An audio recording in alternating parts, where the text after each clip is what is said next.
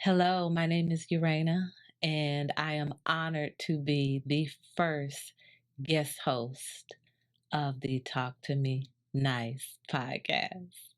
You guys have gotten to know him as CPTheReal, and through our work, I simply know him as Corey Polk. Welcome, Mr. Corey Polk. How are you? I'm good, man. How you doing? I'm good. I'm honored. I'm so honored. It's a long time coming. Yeah. And I don't think I would rather have to sit down with anyone other than you, so I appreciate it. Yeah, I appreciate you. I realized through your podcast, a lot of people don't really know you. No, not at all. They have a perception. I think we all have a perception of people. So people pick and choose what they want to retain, what they want to see. Yeah. And to, some ownership of mine, I display certain things. So the podcast is a chance for me to kind of let loose, say some things that may or may not should be said at sometimes. But I don't know. Yeah, I don't know what people's perception of CPTheReal is when they watch a podcast. I wonder. I do wonder. Right. Well, like I stated, I'm honored. I'm ready to take this journey with you. I'm trusting the process, trusting the work, and hopefully you'll show up and allow people to really get to know who you are in your journey. Absolutely. Through this process. Right. So over the week, I gave you some homework. You did. You ready? Yeah. Okay. So I gave you some homework, and through that homework assignment, you tapped into a few things. Do you mind sharing what those things were? No, absolutely. So your homework was for me to read a simple passage revolving around the spirit of a man. Okay. After reading that,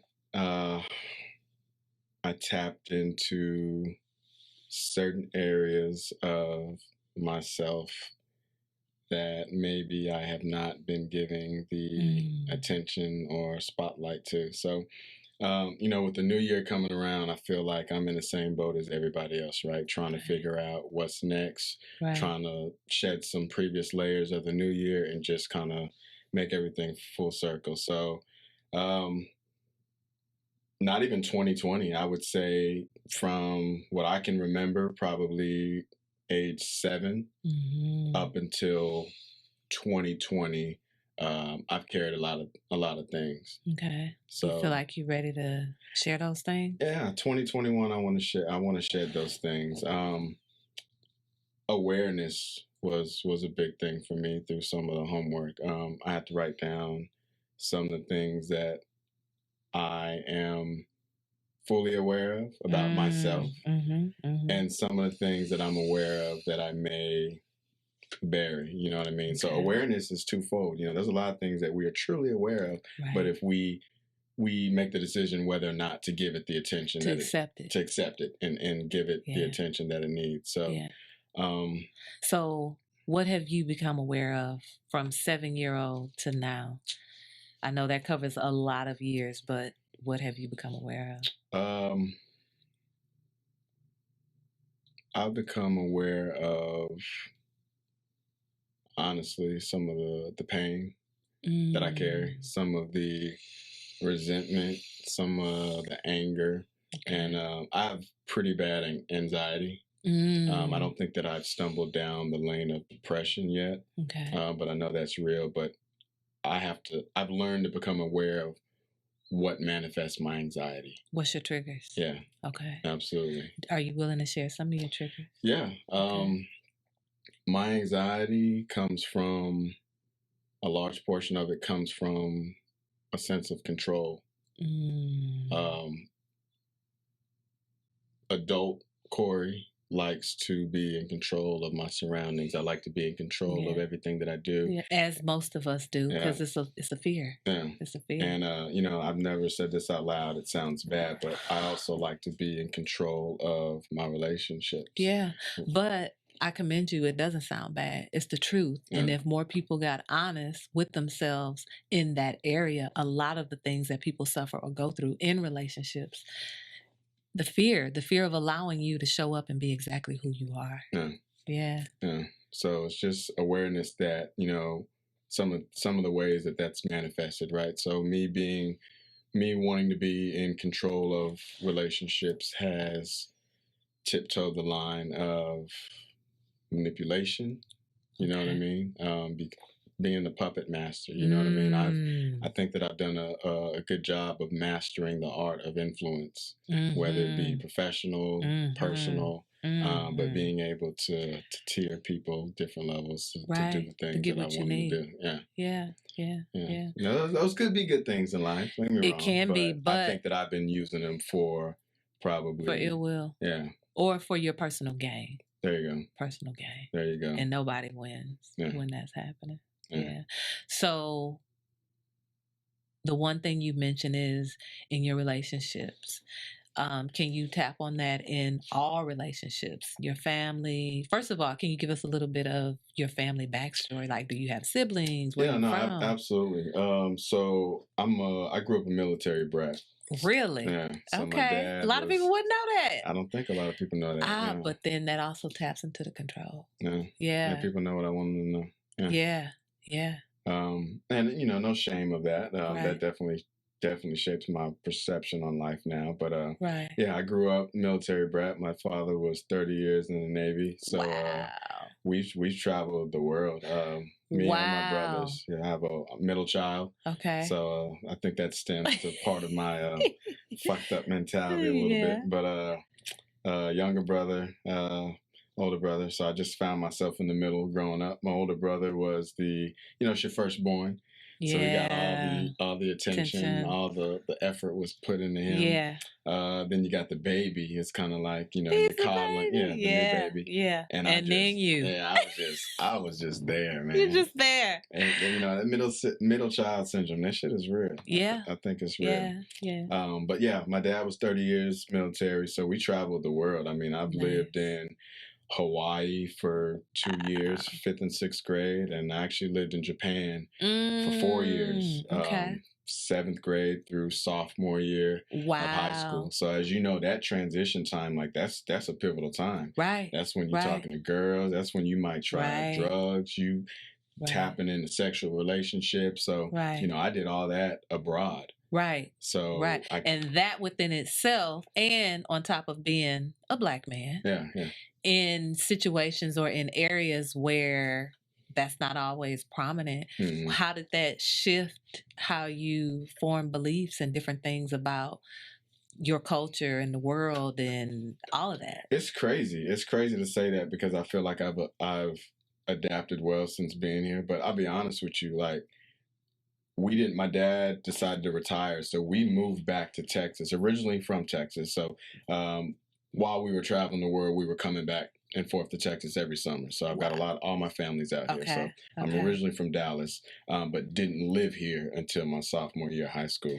Dang, that's a big gap. Yeah. So I will say that when we finally moved back here, it was a shock. Culture shock. It was a culture shock because shit was fast here. Really? Like, to us, like in Japan, don't get me wrong, like in Japan, you're on a military base. Got it. So you're with other people like you. You're with people like you. But you got to understand, you got cats from Georgia, Florida, New York. You got people from all across the states that are living on that military base because their circumstances are the same. Right. But everything is a little slow over there. I remember I had friends and family sending me like tapes of like MTV and BET. Like you don't get that shit out there. Wow. Yeah, you don't get that shit. So some of the music and the CDs, like that stuff had to be recorded. That's when CDs was big and shipped out there. So like you didn't get a lot of that stuff out there. So coming back to the States, it was a little weird. I mean, and then being a black man abroad and being a black man in the United States, totally different. Yeah. And I can see where control would really take hold. Yeah. Yeah. So I don't know. I feel like I'm a black man, but coming out here, it was like, man, there's really niggas out here. Like, it was, like, I mean, I played sports too, you know what I mean? So sports was different out here, you know what I mean? Like, what sports did you play? Football and basketball. Okay. So, but when I came out here, they're trying to take your head off. Yeah, dudes was big. I mean, like, you got your, you look at now, your LeBron James, your KDs, and then even now, like, high school kids are huge. So, like, it wasn't like that over there. Right. It wasn't like that over there at all. So right. it was definitely a culture shock. I felt like I had more control over my environment there. So it was a transition coming out here. And it's crazy to say that because, again, I'm from Dallas, but I didn't necessarily grow up in Dallas. Well, we form our first set of beliefs in who we're becoming from 0 to 7. So I think that footprint was so important for your viewers to know, to understand a little bit more about you, that you didn't have the traditional in the States upbringing. So when it comes to the line of work you choose or how you lend your energy and your hobbies and different things like that, it makes sense why you can just start a podcast and talk to the world because you've lived in that, where certain people are like, man, I could never, you know what I'm saying? I could never do that. Yeah, and I appreciate that. I mean, I definitely see how it has benefited my life. Yes, I mean, I travel for leisure. I love travel. I have no problem interacting with different people. And then just, again, being able to see different aspects of the world. I mean, Japan, Hawaii, Korea, Guam, Vietnam, Singapore. I mean, and in Central America, Costa Rica, Dominican Republic. I mean, been all over the world. I've been to the Netherlands, so just traveling, it kind of, it broadens your perspective. I think a lot of people are somewhat narrow-minded and they can't fathom the idea of certain type of things.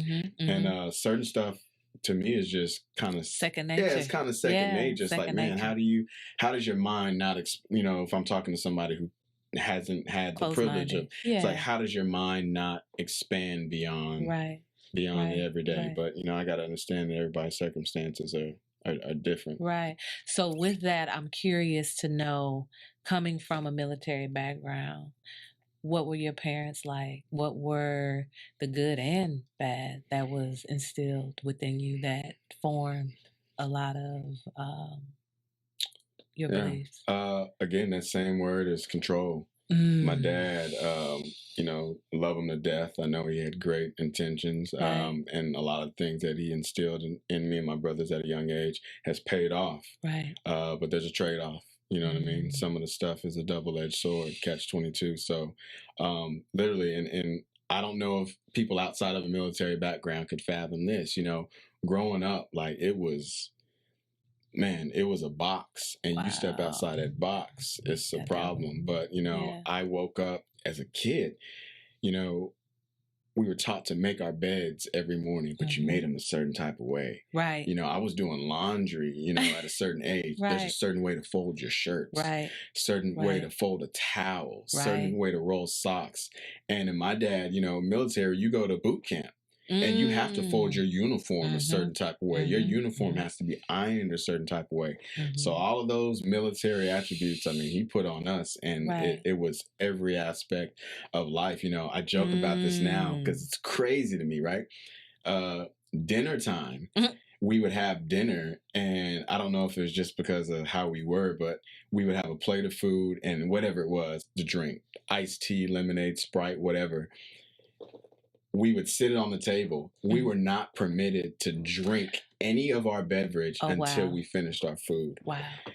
And that sounds crazy when you say it out loud. It's like, damn, like, what if I'm thirsty in the middle of the evening? But there's a certain sense of control over that and discipline it's over discipline. That. But it's like, you're going to eat your food. Yeah. And I'm going to make sure you eat your food. You want that soda? You clean your plate. There's no in between. So I would eat the entire plate. Wow. Maybe Cottonmouth. I'd eat the entire plate before I could get something to drink. So me hearing that, you were getting sustenance. You weren't enjoying a meal, because to enjoy a meal is everything that's set out, whether it's the appetizers or hors d'oeuvres or whatever. All of it plays its part. So that rigid discipline, do not do something until you finish this task.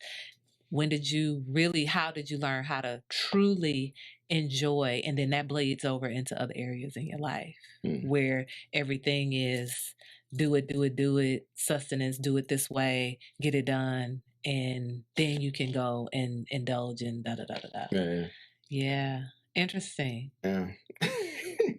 Interesting. So what about your mom? Love my mom to death. With my dad being in the military, he was gone 6 months out the year. Wow. So really it was like being a single parent. Yeah, half of the year. Yeah, my dad was out to sea 6 months out of the year. So like literally out of the home. Yeah, gone. With 3 boys. Yeah, so we'd get letters and phone calls and stuff like that. And then, when he came back, he was back for that time being. How was that for you? Because really, the man of the house is gone, and she's left with 3 boys that are, even though the paycheck is there and the letters are coming, there's still no physical presence there. Yeah. How did that? It was a balance. And I will say, again, love my dad to death. I will say that I probably experienced and felt a little more free, enjoyed life a little bit more when he was gone. Because you can drink your soda with your dinner now. And that's just me being a boy. That's just being able to kind of run over kind of test the waters with mom a little bit. You know what I mean? And like I said, I think all boys do that. Your dad is there to instill discipline. Right. Your mom, you can kind of. You know what I mean? You can kind of test the waters with mom. So she let us get away with some things that he probably wouldn't let us get away with. Right. Yeah. Wow. But I needed that balance, you know what I mean? That's what mothers do. And I have a son, and I'm pretty hard on my son. And then that's where his mom comes in, and, she'll smooth things over and be, good cop, bad cop, whatever it may be. So I think it's necessary. Yeah. You spoke that you have a son, and I don't know if a lot of people know that you have a son. And then you say your son's mom. Are you in a relationship, or what was... Me and my son's mother are not in a relationship. Okay. We're co-parenting at the moment. Okay. How was that journey for you? That was a journey. Yeah. That was definitely a journey. That was a relationship where I would think that puppet master kind of. Was this your first love? Your first real, true relationship? My son's mother? That's a good question. Because 33-year-old Corey can answer that differently than 20-year-old Corey. Looking back now, I would say yes. I would say simply because I'm at the point where I can really understand what a relationship is supposed to be, right? So high school sweethearts, we all think that we're in love, you know what I mean? So, I mean, if you had to count that, I would say there was one in high school. Right. But from a substance standpoint, as an adult now, I would probably say that was the first real relationship I was truly invested in. Yeah. Okay. Yeah. How long were you guys together? About 5 years. Oh, that was a good long time. Yeah. What drew you to her spirit or that energy? Met in college, honestly. Okay. And, college, you got odd jobs or whatnot. I think I was taking like an evening class. And she was working at the university. So she was there late at night. And I saw her multiple times in the hallway. And thought she was attractive. Oh. And that was it. I mean, I approached her one night, like after my evening class, and we just kind of hit it off. Yeah. So what would you say was I know you said you guys have a son together, and 5 years, that's a long time. Yeah. What would you say the incompleteness for you to release yourself and just decide to co-parent with the relationship? What did you learn or notice with yourself in that relationship? And I'll tell anybody this. I mean, I think a relationship requires 2 people, right? Absolutely. But as a man, I can look back and say, I probably messed. Not probably. I messed that relationship up. Nice. Yeah, I messed that relationship up. Like I said, we both had faults. We both went through things, but I can honestly account for some of the things that I did, and which ultimately led to us separating. What would you say the top thing was that basically ruined that relationship coming from you? Selfish. Selfish. Wow. Have you been able to have that conversation with her? Oh yeah. We've had throughout our journey, we've had multiple of those conversations, and I think it took multiple conversations for us to get to complete, or closure. To co-parent. Yeah. Have you forgiven yourself for that relationship? For the things that I've done?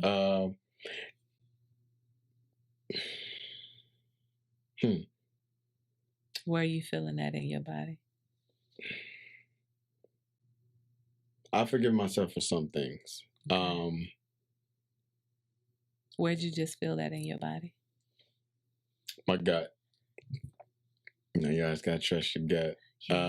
Yeah. For some things, I've forgiven myself. Other things I've acknowledged.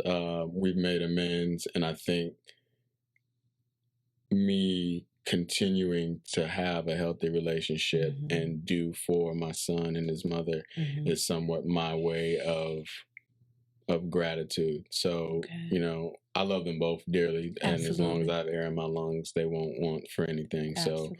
So, absolutely. Yeah, I think I've forgiven myself, but I feel like I still owe. It's work. Yeah, I feel like I'm still in debt to the both of them. So it's not even her. You understand? When you have a kid, your kid is affected by the relationship. Absolutely. So there are things that took place with me and my son's mother that I may have let her down, or I've done things, but inadvertently I also let him down. Right. You know what I mean? So there was times where we weren't together. I don't know how that affected him or whatnot, but I feel like I have to make that up to not only her but him as well. Right. So I just try to be better. Right. Right. And I commend you on that, and I appreciate you for that, for acknowledging that. I've learned that we can't fully heal what we're not willing to reveal. Yeah. And the revealing starts with self. And the fact that me asking you, have you forgiven yourself? I've learned even the most heinous crimes, we can forgive anything if we truly want to, because forgiveness is a type of freedom. Yeah. Our self-worth, that's why I asked you, where did you feel that? And you said in your gut. That solar plexus energy, that's where that energy is housed. If we chose to listen to our internal GPS more, and that guidance, and make those connections, like you said, I'm working on it daily to forgive myself. I know I still have work to do with that, and I know for a fact you're working on it. Yeah, so I definitely commend you on that. So co-parenting today, 2020, what does that look like with you guys? It's good. I couldn't have imagined us getting to this place. I think we're better friends now than we ever were. And we still bump heads, but I think that we're mature enough to acknowledge those things. And there's apologies, there's ownership. And my son, I attribute my son's response to the level of, I guess I look at my son and I see how he responds to me and his mom, and that's an indication of how well we're doing. Absolutely. So he doesn't miss a beat. I mean, we see him both throughout the week. We've got joint custody. So I can tell at one point it used to bother him going back and forth between us. And at this point, I'll go over, she comes over, it's conversation. So I don't think that my son any longer feels that I have two separate lives. You know what I mean? We go to his baseball games together, we laugh, so that is again, that's my meter of how well we're doing. Right. I call those our human report cards. Okay. Tell people all the time, you want to know where you are in your journey, look at the people closest to you and look out your window. Yeah. Those are our human report cards, because people reflect us back to us, the good and the bad. Gotcha. So co-parenting, how does that work with new relationships with you? Historically, it's been an issue simply because I think historically we haven't always been in a good place. But I would say since being in a good place, it's fine. You know what I mean? The people that the woman that I have in my life gets along with my son's mother. Right.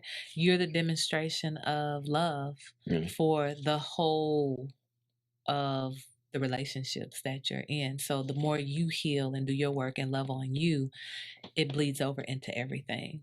So that's why I was curious as to where you were with that on your journey. And I mean, we're human, right? Absolutely. So I feel like any woman is entitled to feel maybe a little insecurity about that, and vice versa. Any man would maybe feel threatened or whatnot. But I think that's where I got to hold myself accountable and make sure that I provide that safe space and I conduct myself in a certain type of way.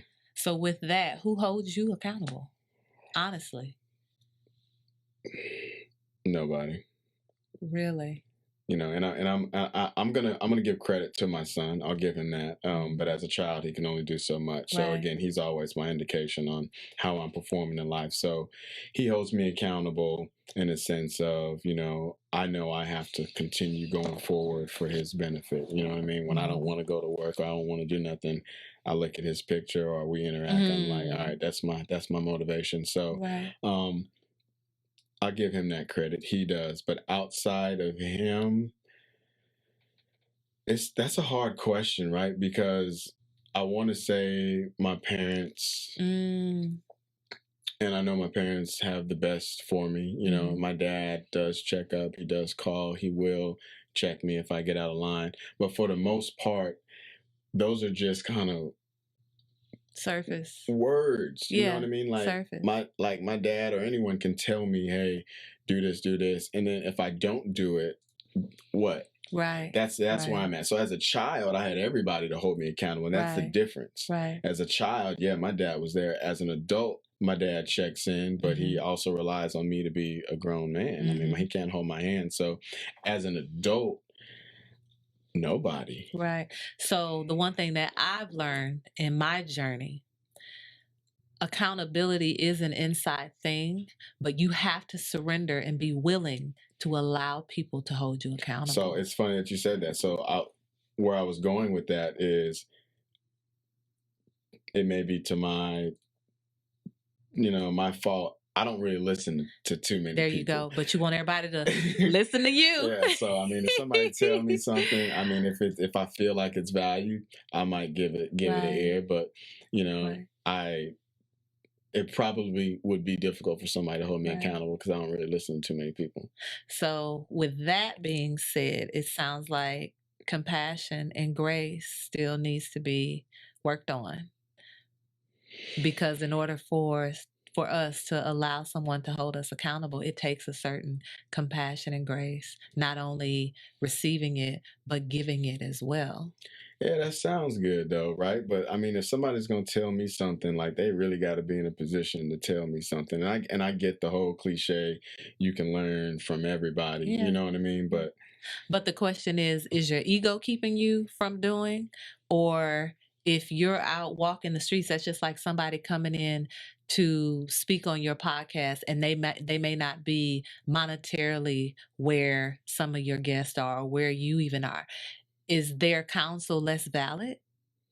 No, it's all in where you sit with that and what you allow. It depends though. Like if somebody is trying to give me relationship advice and you cheating on your wife or you cheating on your husband, you can't tell me shit. And that's just my mindset. Like, so it really depends on what information is being communicated to me. You really I vet people out, you know what I mean? And just life advice, don't tell me about an investment opportunity that you're not invested in. I don't want to know. If you don't have no skin in the game, don't tell me about it. I take business advice from people who are actually doing those things. What you want to do. Yeah. I feel like at a certain point though, and I know I'm a lot older than you with with growth, always exercising your spirit of discernment, but I feel like we can all truly learn from all the advice that's put out there.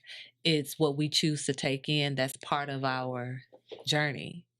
Does that make sense? Because I feel like you can learn something from someone that did a bad investment, or that's not, it's just all in how. Learn what not to do. Exactly. Yeah. Exactly. So it's all in, again, where you are on your journey. Okay. Well, then I want to say in my mind, and maybe my ego speaking, all the people that I don't listen to fall in that bucket. You're telling me something, I'm hearing it, I'm listening, right? But I'm not going to do it. And you steered clear from that thing, but you had to hear it first. Yeah. You're teaching me, right? You're telling me something, but you're teaching me what not to do. Keyword. Yeah. Forever student. Yeah. I don't care. And that bucket's a lot more full than the bucket that I value, unfortunately. Yeah. Yeah. Interesting. Thank you for sharing that. Yeah. Yeah, thank you for sharing that. So, I want to go there. Let's go there. You want to go there? Yeah. Okay. So, Corey, I know you spoke on relationships. I know love keeps coming up. Where are you now today? Like this man right now sitting in front of me, what do you know and understand and feel about love? Where you are on the journey, what you expect from it, what you like to have in that arena? Honest answer is I'm lost. Okay. But I'm lost in a good sense. I'm lost at the point, I'm in a transition period, right? It's going into 2021. Yeah. And it's not just because of New Year, it's just because of some of the things that I've instilled in my life, some of the work that, you and I have done together. My biggest accomplishment now is being aware, owning certain things. You know what I mean? It's kind of like I have been trying to bake a cake for the longest by scratch with no ingredients. Right. You know what I mean? So I'm at a point now where I've got all the ingredients in front of me. I've identified what those ingredients are. And now I'm trying to put that cake together. So to me, that's an accomplishment, that's right? That's a huge accomplishment. Being, naive or just not owning certain things, you can't move forward. But I think I'm at the point where I've acknowledged what has had me fucked up for a long time. Do you want to share? My biggest, and I think that's what many people, my biggest enemy is myself. I can honestly say, sitting here now, that, and this is even with my son's mother, I have never truly given myself to any relationship. Yeah. Some people can walk away from relationships and say, yo, I gave my all. I gave 110%. Like I gave that person my soul. Like I've been in relationships. I interact with people, whether it's family, intimate relationships. I don't know, man. People may get 85% of me. Right. And I feel like people get the 85%, not just what you've kept guarded, but you don't know you. You didn't know you. Yeah. So we can't give what we don't have. We give the ideas of what we've learned or believe about ourselves to be love. Because in real relationships, you don't give everything that you have. Someone is always going to get hurt. Filling up the cup. Fill up your cup. What falls over on the sides of the cup, that's everybody else's. And how people get burnt out or resentful or bitter. And it's just like, well, you keep pouring from an empty cup and then you get mad when everybody takes it. How are you filling yourself up? And when you fill yourself up, and I mean truly full, it just pours over. So it's not like someone's taking something from you because you had it to give. You had it to give, and when to step back and go, wait a minute, I'm not feeling like me. Something's off. Something's empty. My cup is empty. Let me fill my cup back up before I come back. And I'm not looking for my partner to be this thing that I should be pouring into myself. But I'm looking for you and then treating you bad or angry when you don't give me that thing when it's like, wait a minute, that's my work. Yeah. Nobody can love me, not even your own children. Nobody can love me the way that I'm supposed to love me first and then reflect that out to the world. And that comes back to me. Yeah. That goes back to that anxiety, though. I mean, that's just like relinquishing that control. And, I've had... There was a point in my life where I would say a certain level of innocence or a certain level of what control I felt I had over, even kids feel like they've got control over themselves. What control I felt like I had, there's a point where that was taken. So I think from that point on, it's been a constant struggle to, one, make sure that never happens again, but also to retain whatever control I have left. You know what I mean? Yeah. Have you tapped into that thing? Is that something you want to talk about? That's something that I'm still so that's an ingredient that I've now put on the table. For the longest, that ingredient was out of sight, out of mind, right? So I'm to the point where now I gotta acknowledge it, and I already know how that's played a part in my life. Like I know that, but that's one of the things that you bury, you know what I mean? But I'm to the point where it's on the table. I've got to address it and I got to deal with it. So that's kind of where I am in the journey right now. Just, again, awareness and acceptance. Where have you held that thing in this physical form? Oh, that's my heart for sure. Wow. Yeah, without a doubt. Yeah. Keep it closed off. Can't nobody get in there. Nobody will ever make me feel like that thing ever again. But realizing that thing is what holds your freedom and the love that you have to give. Yeah. So I commend you on being ready to tap into that and go there. And I hope you get to a place where you can openly share what that is, because I know everybody can heal from it, especially your seeds, your children. Facts. Because that's a part of the fabric of you. That's what makes you you. And what's funny is, like, when people go to therapy or they try to do their work, I just feel like so much of it is geared towards relationships. Like, so much of it is geared towards your mom and your dad and your boyfriend and girlfriend, man. But, like, I'm starting to see everything, like, outside of these relationships, just people I interact with on a day-to-day basis, and then just mindset, there's I had to apologize to Tavia, co-host on the podcast. Like, would you like to talk about that? Yeah, first, let's set up, what was it that you realized I needed to apologize to her? So, on a podcast, like I said, the viewers watch it, they listen, right? It's a good time. But it's raw, and I say some things that I mean, I say some things that I feel, and where those feelings come from, that's what we're trying to develop. But I like interactions with Tavia just because it's a man and a woman. Right. So, but I have my firm beliefs and stance on relationships and women in general. So I may have said some things that were maybe a little curt to her, a little short, insensitive, maybe maybe generalized. You women. Didn't protect her. Yeah, you could say that. You can say that. Yeah. And I like the conversation because she's a strong-minded woman. Absolutely. So we go back and forth, and I think that's a very important aspect of the podcast. Yeah. But yeah, outside looking in, I watched episodes, and we're getting ready to transition into a completely different stage for this podcast. So, yeah, we had a conversation. We sat down and we had a conversation, and I had to own some of the things that I said, and own some of the situations or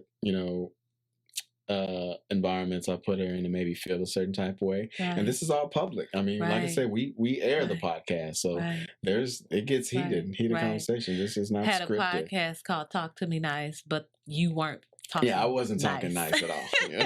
You weren't nice. I don't get on here talking nice at all. But now we had a good sit down. We actually had a one-on-one interview, her and I. So definitely can't wait to show the world that, give a different side of Tavia. So and the world gets to see another side of you. Absolutely.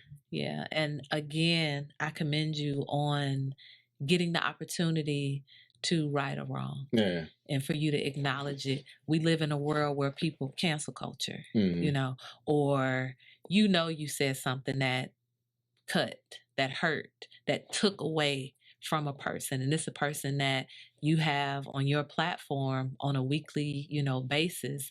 How can she show up, or anybody show up and be great when the person that I quote unquote work with thinks this of me, or think that it's okay to just spew whatever, and I realize I still got to go out in the world with my family and my friends and my man or my relationships or whatever the case may be. So that was big for you to step in and say, hey, you know what? I don't like how that felt. And what if that was your daughter?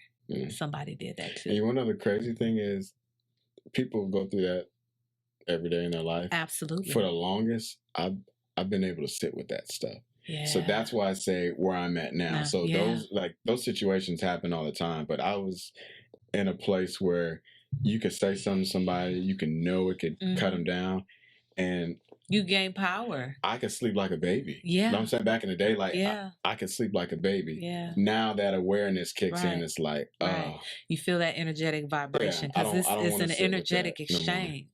So being responsible for the energy that you bring. Yeah. And being a great leader is also being a great servant and a great student. And you weren't a student of what it was that you were doing with this platform. You had to look at that. Yeah, facts. Yeah. So where are you and Tavia today? We're good. I can't wait to sit down with her, check on her every now and then. So like I said, we're getting ready to create an entire new energy, new space, new content, new format for the podcast. And I think that, obviously my personal development, my personal growth is an ongoing thing. But, I created this podcast as a baby of mine. I birthed this, and it was an outlet. You know what I mean? When we first started it, it was fun. I don't know what the intent was. Didn't have an intention. When we first did it. It was fun. It was exciting. We talked shit, laugh, whatever. But with everything going on in the world, and then just being honest with, yourself. You know what I mean? There's a lot of things that I feel. I felt this was a necessary conversation, because a lot of things that I say, I want people to understand why I feel that way. You know what I mean? CP is not just an asshole. I'm not a misogynist. You know what I mean? I love women. I appreciate women. I don't think that I'm better than anybody, but my work ethic, my things that I value, like those come from a certain type of place. I mean, I felt growing up, I was being trained. Back to that military, like I was in boot camp growing up. Trying to be an assassin. Yeah, you know what I'm saying? You know what I mean? Verbally. Absolutely. And with you saying that, the one thing that I've learned in working with you and watching you go through this process, you have learned how to speak to hear. Whereas before, you didn't care what nobody had to say. I'm going to get my point across. You're going to hear this shit that I want to talk. It wasn't a conversation. Yeah, it wasn't a conversation. You were in assassin mode. But when we're in that mode, that's your own, you reflecting your own shit off on everybody else. Facts. Yeah. So I commend you taking this time to listen. Yeah. I appreciate it. It's good. Like I said, I'm in a space where I don't feel like I've ever been. You know what I mean? And it's not over. Like I said, all I've done is I've done the work and getting off my ass, going to the grocery store, buying the ingredients. You know what I mean? Versus being stuck on the couch and saying I'll bake that cake next week. I got everything on the table right now, and the next step is to put this shit together and hopefully that cake comes out. Right. And be at amazing. peace with however long it takes you to put together, because you didn't get to 33 years overnight. Being patient and compassionate and graceful throughout the journey, because it's gonna be some stuff you think you healed it, and it's like, oh shit, I'm back here. It's some stuff you have to relook at because you're a different man. And I'm always saying to you, as we level up, the situations level up, the things going on level up, where it's like, oh, now I get that. And that's one thing that I'm struggling with internally. And it's crazy that you said that. So as you start thinking about stuff and as things start revealing themselves to you, or you start perceiving things differently, everything around you becomes questionable, right? And a part of me feels bad because I don't want to discredit or discount relationships or certain things that are in my life right now, because I value them right now, right? But I value those things through the lens in which I'm viewing life right now. So, my connection with people, there's something that connects me with people because of where I am in life. And you can have strong connections with people based on vulnerability or fear or pain. That connection is strong. And then once you move beyond that pain or that fear, you ask yourself, okay, what do I really have in common with this person? Absolutely. So that's something that I'm questioning right now. Like, as I'm trying to consciously excel to the next level of life as an individual, like, I have to question those people around me, and I have to question those relationships. And not to say that all of them are going to go away. Some of them can stay, but if they do stay, it needs to be intentional, and I need to understand why I'm in those relationships. So that's really where I am with everyone around me right now. I'm just trying to figure out what makes me happy, what attracts me to you. Like, was broken me attracted to you? Absolutely. And I always ask that. So as you start your healing journey, and healed Corey, will you still desire that or want that or be attracted to that? And usually we find the brokenness is what made this work. Yeah. So that's good that you're being honest with yourself and allowing yourself, because it's uncomfortable. It is uncomfortable to sit in there, especially if you've created certain lifestyles or certain things around a relationship. It's uncomfortable to say, you know what? I changed my mind. I changed my mind. And I think we get punished for changing our mind. It's okay. This whole journey is supposed to be about free will. I don't want anything forced. Ponytails, friendships, relationships, nothing. I don't want nothing forced. I want you to freely want to share your experience with me, whatever that looks like. And if that means I changed my mind and I need to step back for a minute, honor that. Even if I don't like it, even if it's uncomfortable, even if I don't understand it, if this person could voice that to me, or even if I'm seeing it happen, but I'm constantly taking what I know this person don't have to give, that make you a thief. Let me step back and I need a do-over, or I changed my mind. I changed my mind. And I'm finding out what makes me happy, man. Like, what makes you happy? What makes me today? What makes me happy today? And it's still a work in progress, but I have this vision of my life, and I don't know if it's good that I'm hung on this vision, but I don't think that I should have to sacrifice that. I have a picture of how I want my life to be, and I want people around me. I want a woman by my side. I want friends there that contribute to that picture, right? I have gotten so far by myself. Broken and all. Like, I've gotten this far by myself, and I just need people that are going to stimulate me in certain areas. You know what I mean? Like, I ask, and I should probably ask my friends or people close to me, like, what do I contribute to your life? Because I know what I want people like.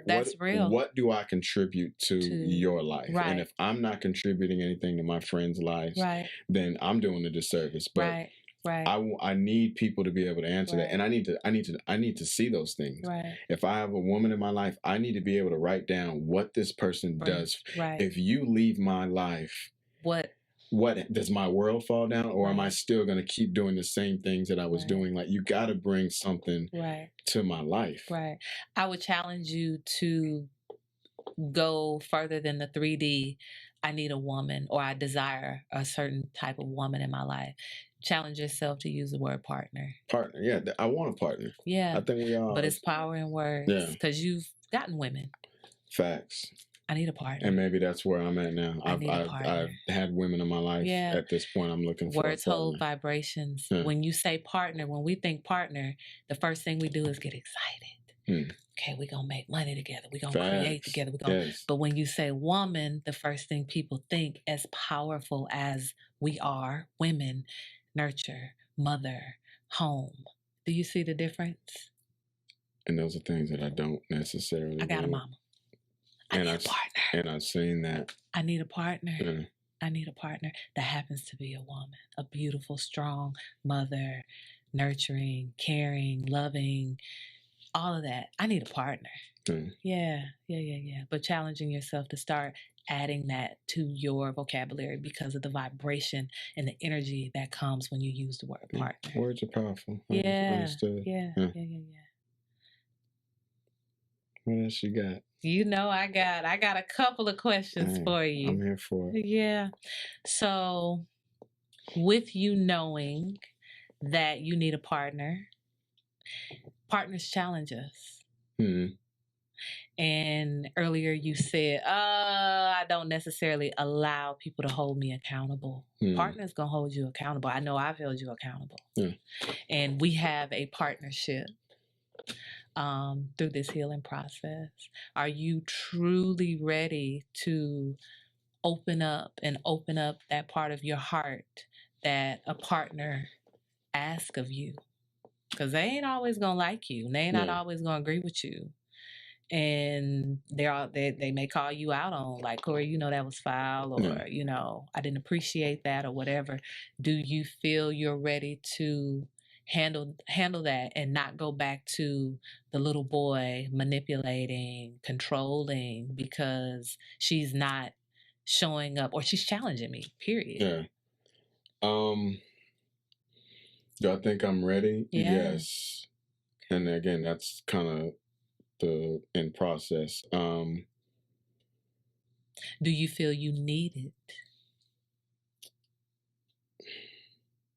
I definitely need it. Someone to challenge you. Yeah, I definitely need it. I don't think we're designed to walk this earth or coexist on our own. And I also think that we are designed to complement people in our lives and bring balance. That's why everybody is different, right?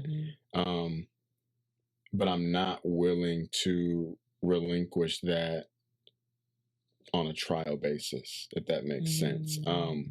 I feel from a discernment standpoint, we all understand connection, right? You understand stimulation, attraction. You can't run from the universe, right? There are certain things that I can't run from that you can't run from. And I believe that when those things present themselves, you're forced to confront them. Right. So I'm battling right now, identifying a person or entity that is worth me releasing that, or me acknowledging that. That's what I'm saying. I'm trying to figure out what makes me happy. What do I really like? And I just feel like when you are confronted with those things, you have no choice but to surrender. Right. You know what I mean? Well, you do have a choice. You can either get drugged by just your everyday choices, or you can surrender. But I think everybody has a misinterpretation of what they call surrendering. Most people think, oh, okay, you got me. I've learned in my practice that surrendering is this. I'm open.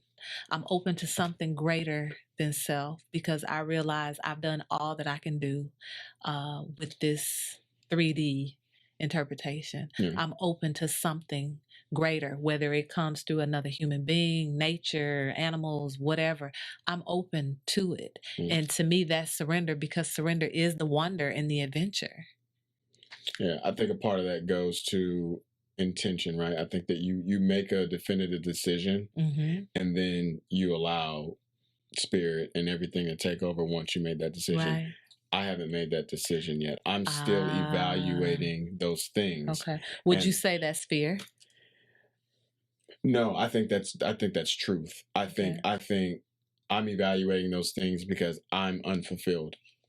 So I don't think I'm running from anything. I think I'm actually trying to run towards what I'm supposed to be. Okay. So I'm evaluating everything and saying, okay, this person, this relationship, it gives me this. I enjoy this. And you know what? After that evaluation, there's something there. Right. Now I'm willing to go from 85% to 100% because I have identified that thing as something that is worth me surrendering to. So I'm at the draft stage right now. You know, the NBA draft. I'm making trades. I'm doing that, and then once I have this roster together, like I have reviewed these relationships. I have reviewed this energy. I know why I like this person. Right. I know how this person impacts my life. Right, and I understand that, again, the age thing, because I feel like as you continue on your journey and hit certain milestones, 35, 40, that changes because you realize I've created an environment that's so fulfilling and purposeful that anyone that comes to sit here, whether it's for a minute or for a lifetime, they can do that, and I'm okay with that. And I realize right now it's like you're testing, which is not necessarily fair, but that's your truth. That's your truth. That's where your continued work comes in, because people can only take what you give. But when you get to a place again where you're full, you're not counting who's coming and testing and doing and da-da-da. Does that make sense? I got you. So again, challenging you to look at how you look at what you look at. Yeah. You know? Yeah. And again, I know it comes with time, because you'll look up and you'll have 10 test subjects that never passed because they didn't live up to who you thought they needed to be in order to eat at my table. Exactly. Exactly. But, and you find yourself with all of the, on paper, you look great, but in real life, you're miserable because I ran everybody off because they quote unquote didn't pass the test. Not saying you just allowing people to come in and run amok or anything like that. That's where your spirit of discernment comes in. But I know if I connected with this person, whether it was a day, a week, a year, a month, or whatever, that was part of my soul's contract, that experience for both of us. I got what I needed to learn and grow or expand or whatever, but I'm not bitter and angry and broken if they're no longer a part of this process, because I wasn't testing them. I was allowing for both of us to share in this relationship, or share in this whatever it is that you're allowing someone to come in and be a part of what you bring, especially when you know you've done a lot of work and I have a lot of life to share. Why wouldn't I want to share that with anybody that I come in contact with, even if it's just something as a simple hug or a simple word or a simple, you never know what a person is needing from you. So, yeah. That's my challenge. Yeah, that's funny. Yeah, I feel like it's been like substance or me trying to discern value, but maybe not. And value is in the eye of the beholder. Facts. Some people may think just because people through the ringer. Absolutely. Absolutely. And then you turned out another batshit crazy flying down 75, keying your car, but you contributed to that because of what you considered valuable. Right. Right. So again, looking at how we look at what we look at. Yeah. I want to thank you. I know a lot more about you, and I think your audience will definitely have a lot of things to take away from this. And I know this is a journey, And I've been honored to share this journey with you. And I know we still got a lot more work to go, but I'm definitely proud of where you've come. Mm-hmm. Yeah. I appreciate it. It's much needed. Yes.